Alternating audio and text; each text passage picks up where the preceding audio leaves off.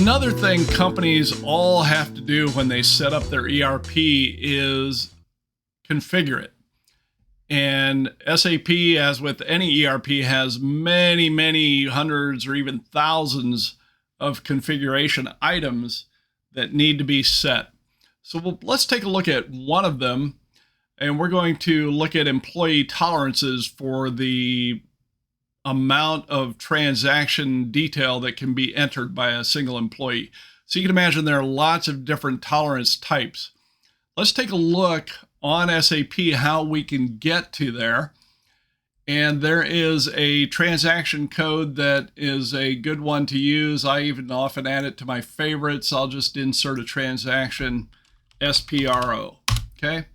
So this, I can also get to it by going to Tools and then Customizing, IMG, and then you can see SPRO there for Execute Project. All right, so when I get there, I get this blank list here, and I can make some changes there, but we're going to go with all the basic stuff that's already in SAP.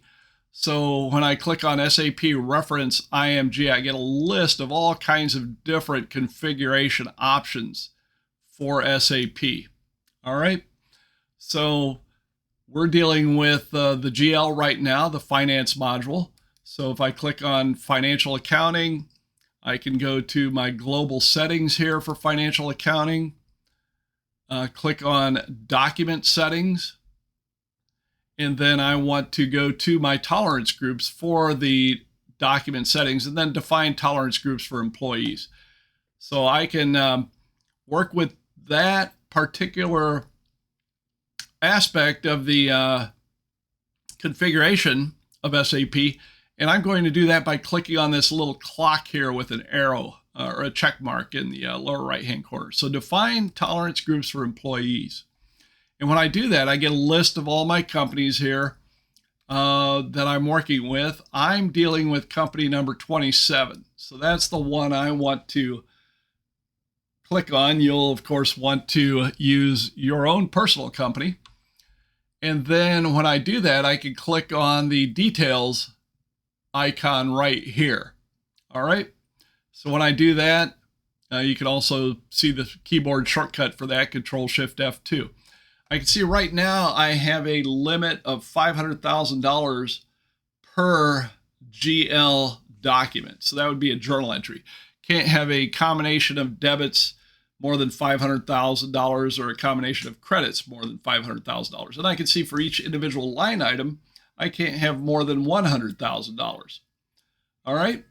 So what we'll do here is let's go ahead and change that to 5 million. And then 1 million.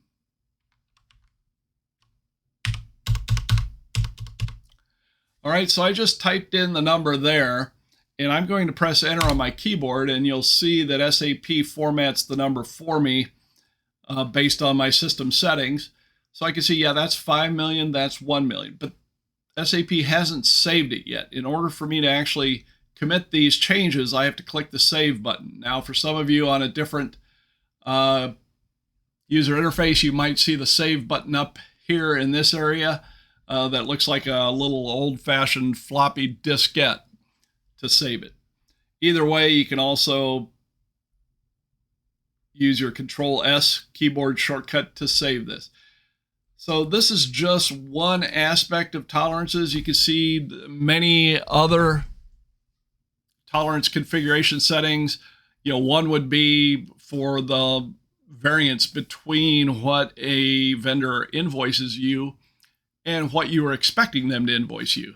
So you might have a percentage or a dollar amount that says, well, if they're off by this small amount, we're not going to worry about it. It's going to cost us more to investigate and correct this from a labor standpoint than it would be to just go ahead and pay that amount. So sometimes you'll see tolerances like that for various items in your business processes in order to help streamline and make the process more efficient and cost effective.